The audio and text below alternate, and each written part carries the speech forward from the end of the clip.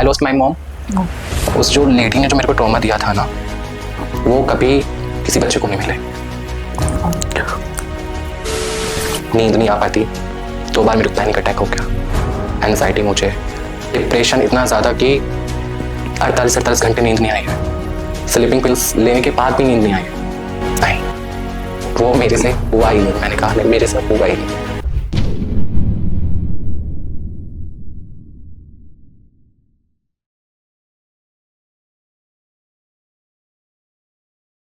Hello दोस्तों, welcome to TVT podcast. आज हमारे साथ में बहुत ही स्पेशल गेस्ट हैं मनीष तेवतिया जी। आइए उनसे उनकी स्टोरी जानते हैं। Hello Manish ji. Thank you so much Tanvi ma'am, thank you so much TVT team, thank you so much Vishal भाई कि आज आपने मुझे मौका दिया, अपने स्टूडियो में बुलाया और यहाँ पे खुलकर बात कर सकते हैं जो शायद मैं शेयर नहीं कर पाता अपने किसी फ्रेंड से भी। और आजकल लोगों के मन के अंदर जो चीजें चल रही हैं, जो जज्बात हैं, वो खुल के बाहर नहीं निकल पाते, तो उसके बारे में आज हम बात करेंगे। मनीष, आप हमारी ऑडियंस को बताएं, आप एक्चुअली हैं कौन? मेरा नाम मनीष तेवतिया है। मैं बुलंदशहर के एक छोटे से गांव से बिलोंग करता हूँ। करंटली मैं बालाजी टेलीफिल्म्स में कास्टिंग डायरेक्टर हूँ और वहीं पर जॉब चल रही है मेरी। And I am from LGBTQ community, I am gay. So life की जर्नी चल रही है, बहुत चीज़ें करंटली जो सिचुएशन मेरी चल रही है वो तो बहुत खराब चल रही है। बट क्या स्टार्टिंग से अच्छी थी या उसमें भी स्ट्रगल रहा? बचपन में I lost my mom when I was 10 years. तो अब घर पे पापा का भी माहौल ठीक नहीं था, वो बहुत टूट चुके थे। मैं जिसको कुछ पता ही नहीं था कि हो क्या रहा है, 10 साल के बच्चे को कुछ नहीं मालूम होता कि उसके साथ क्या हो रहा है, उसकी मम्मी कहाँ गई। तो पहले तो बहुत टाइम लगा इस चीज़ को एक्सेप्ट करने में कि मम्मी नहीं है। फिर उस चीज़ को देखते हुए जब निकलना शुरू हुआ थोड़ा सा, तो फोर्सफुली मेरे पापा की रीमैरिज हुई। और वो रीमैरिज सब लोगों ने ये सोच के कराई कि चलो अच्छा होगा, बच्चों को माँ मिल जाएगी। पर वो जो 1 साल का टाइम पीरियड था मेरे हमारे घर में उन लेडी का, वो बहुत खराब था। मेरी लाइफ पे बहुत इफेक्ट पड़ा, मेरी पढ़ाई पे बहुत इफेक्ट पड़ा, सब कुछ छूट गया था। मेरी नानी छूट गई थी, मेरे चाचा ताऊ छूट गए थे, इवन पापा छूट गए थे। अकेले रहना उस घर में, उनके अकॉर्डिंग चलना, सुबह 5 बजे उठना है, घर का काम करना, झाड़ू पोछा करना, एवरीथिंग ये करना है। उसके बाद अगर स्कूल जाना है तो पापा को मना कर दिया कि स्कूल की फीस नहीं दोगे, फीस नहीं दोगे, जिस तरीके से चल रहा है उस तरीके से पढ़ाई कोई ज़रूरी नहीं है। कोई नहीं, वो टाइम चलता रहा। फिर मैंने खुद की पढ़ाई के साथ साथ अपने आस पड़ोस में बच्चों को ट्यूशंस देना स्टार्ट किया घर जाकर। क्या एज थी उस टाइम आपकी? I was 15। 15 साल की उम्र में? 15 साल में मैंने ट्यूशंस देना स्टार्ट किया बच्चों को, घर पे जा जाके 100 रुपए में 1-2 घंटा उनको पढ़ाया, उससे अपनी फीस कवर करी।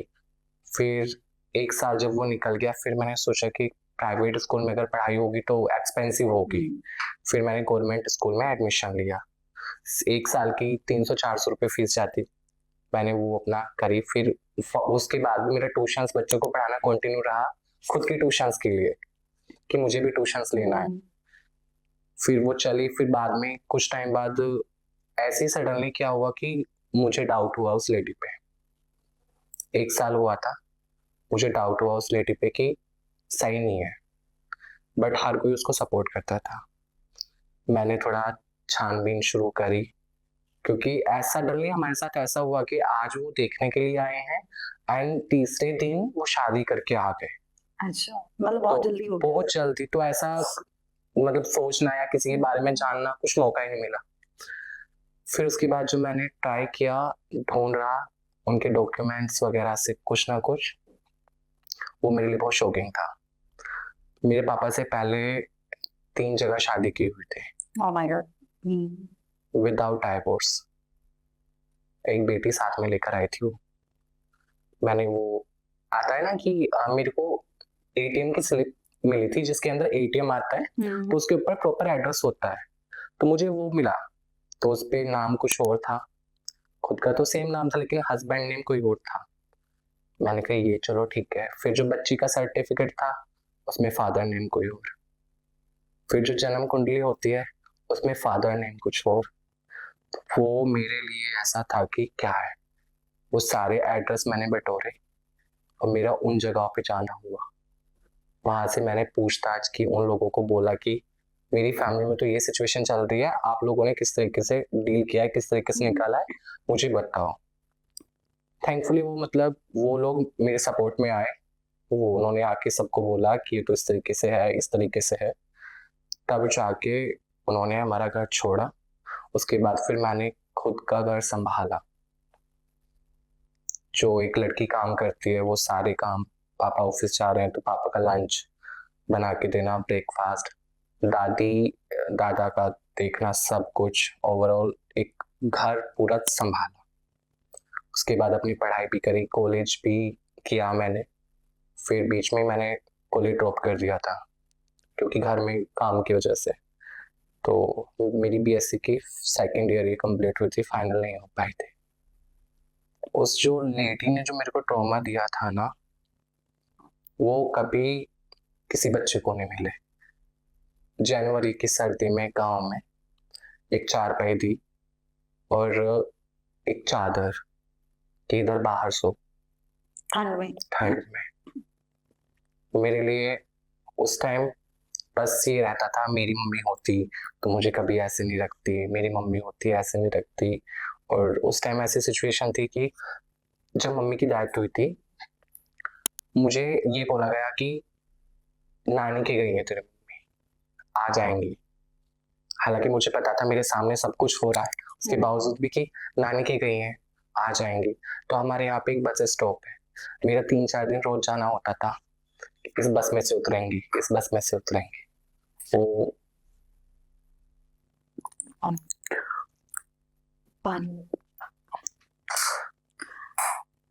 वो तो ऐसा पेन है ना, वो लाइफ में कभी नहीं फिर हो सकता। अंडरस्टैंड, ये एकदम छोटे बच्चे के लिए तो बहुत मुश्किल है।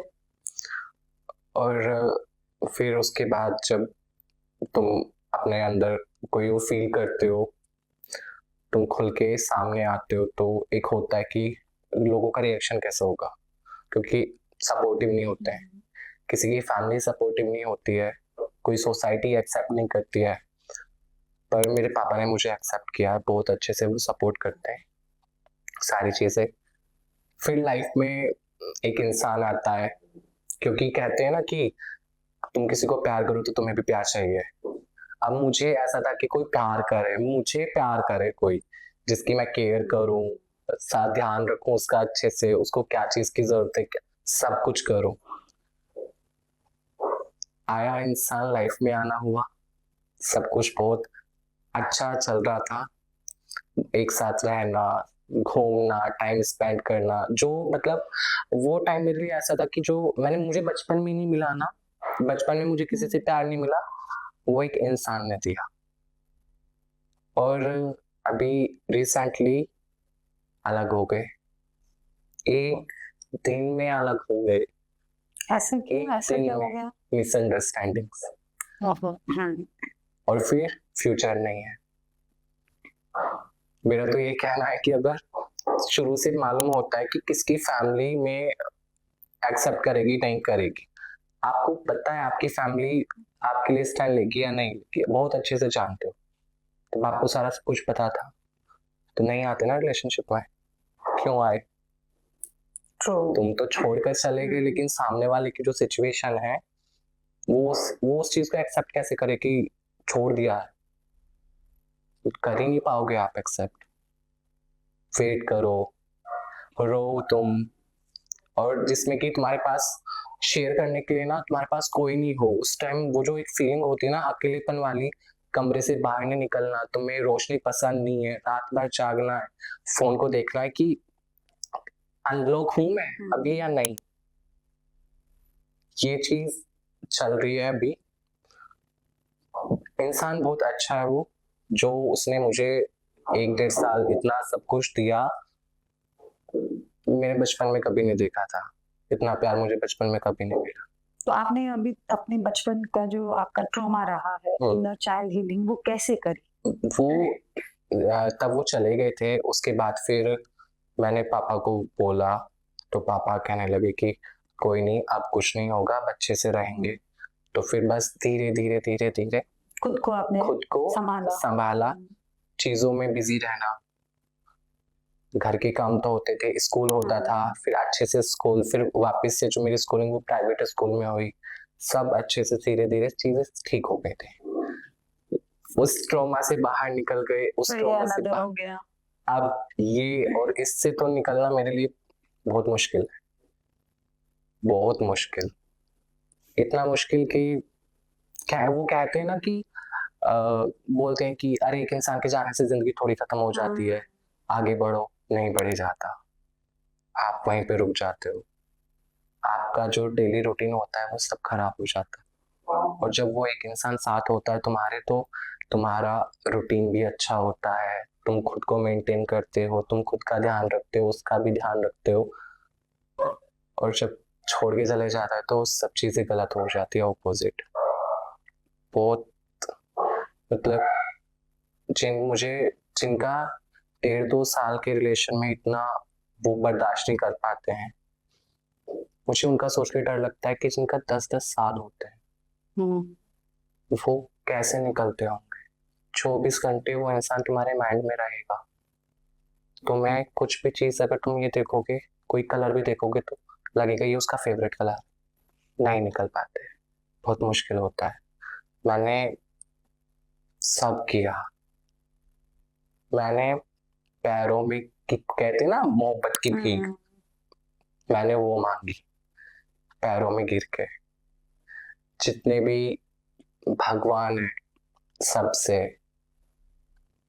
आसाम भी जाना हुआ था कामाख्या देवी, वहां भी मांगा, खाटू श्याम भी, सालासर भी, नैनीताल में गोलू देवता है वहां भी, नहीं आया, नींद नहीं आ पाती। जो ये मेरा टाइम पीरियड था 2-3 महीने,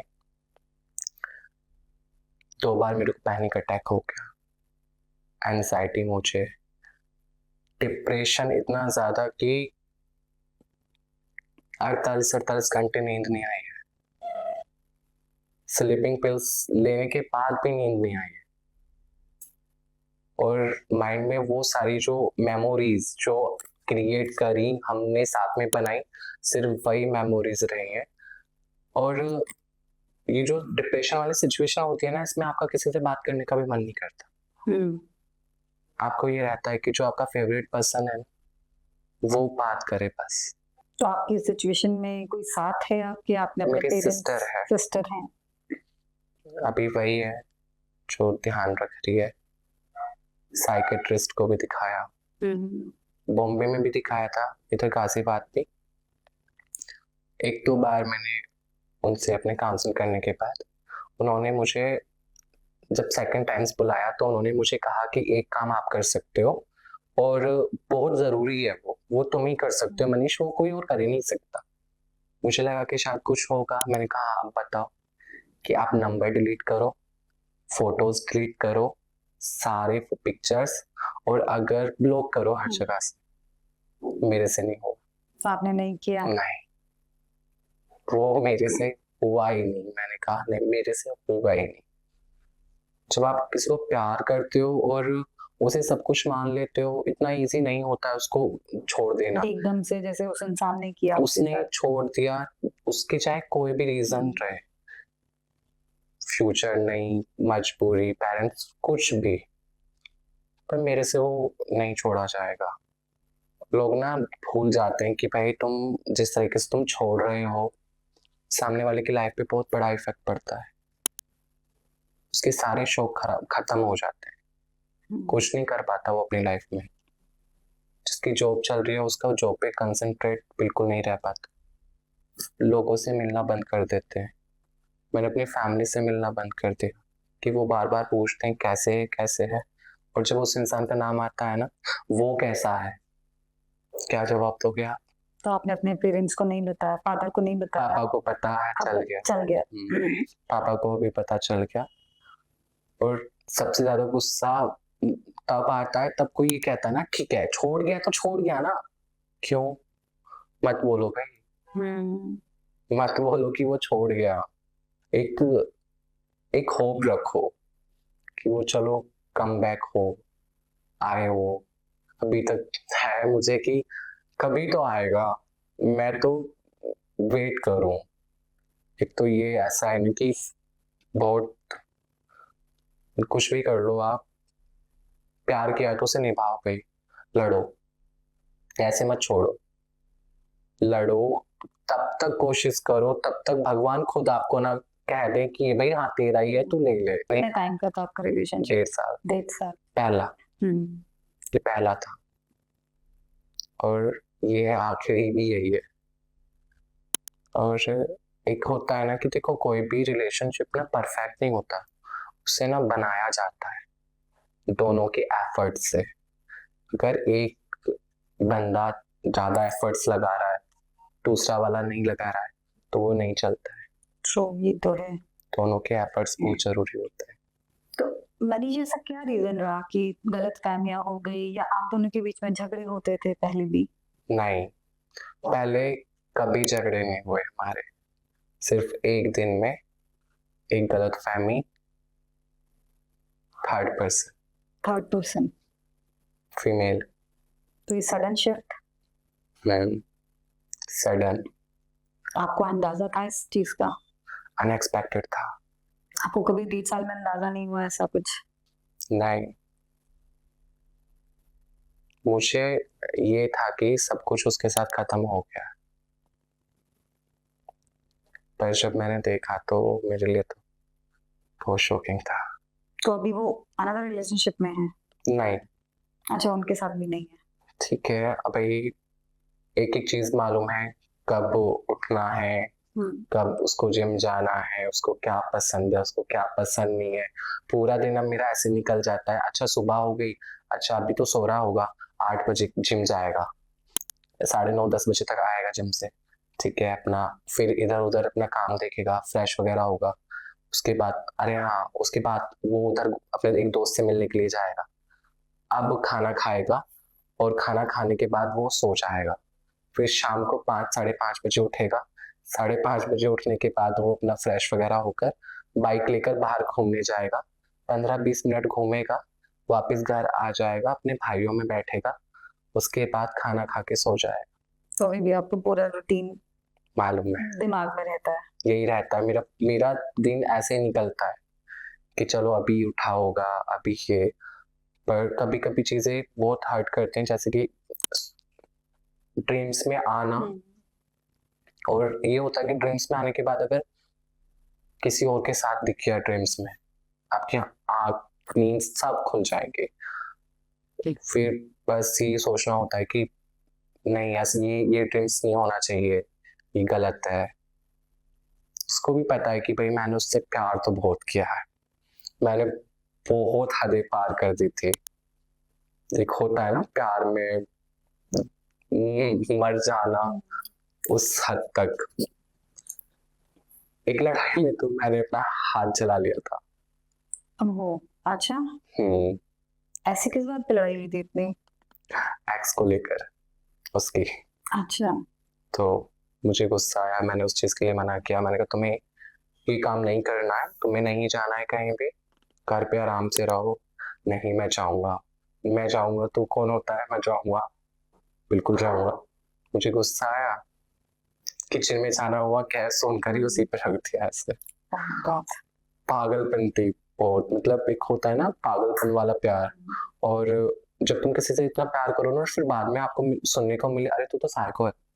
यार अगर कोई तुम्हारी केयर कर रहा है, तुम्हें रेस्पेक्ट दे रहा है, तुम्हें अटेंशन दे रहा है, तुम्हें अपनी फैमिली से ऊपर रख रहा है, आई डोंट थिंक वो साइकोनेस है, नहीं वो प्यार है।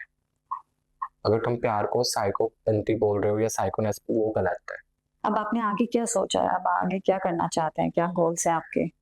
मेरी लाइफ का गोल्स तो अभी देखो ये है कि मुझे अभी अपनी इंडस्ट्री में और एक ऊंचाई तक जाना है। एक अचीवमेंट मैंने हासिल कर लिया।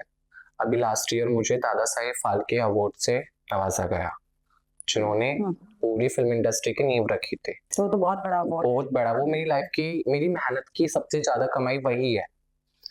6 साल बाद इंडस्ट्री में जाने के 6 साल बाद मुझे वो मिला।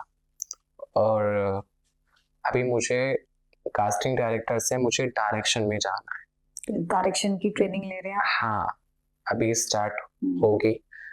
तो अनुपम खेर एकेडमी से, बॉम्बे में वो अच्छी एकेडमी है, उसी से।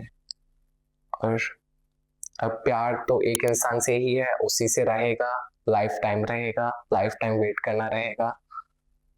आएगा तो बिल्कुल ठीक है, और नहीं आएगा तो हमेशा दुआओं में ये कि वो जहाँ भी रहे, जैसे भी रहे, वो खुश रहे। ये एक पॉजिटिव नोट है कि चलो जहाँ पे भी जैसे वो इंसान खुश रहे, खुश रहे। किसी के लिए आप कोई मैसेज देना चाहते हैं मनीष?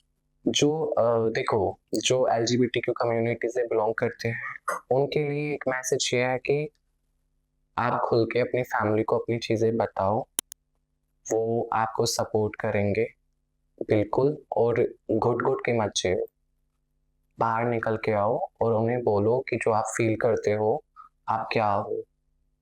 तब आप खुद के लिए स्टैंड नहीं लोगे तो आपकी फैमिली कैसे स्टैंड ले लेगी? पहले तो आपको ये बोलना पड़ेगा, आप बाहर निकलो, फैमिली को बताओ। और ये जो सोसाइटी होती है ना कि समाज क्या कहेगा, समाज कुछ नहीं कहेगा, 2 दिन कहेगा, 4 दिन कहेगा। समाज नहीं देखता तुम किस प्रॉब्लम में हो, तुम किस सिचुएशन में हो। तो ये समाज वमाज को छोड़ो, अच्छे से बाहर आओ, अपने घर पे बताओ और अच्छे से अपनी लाइफ को एंजॉय करो।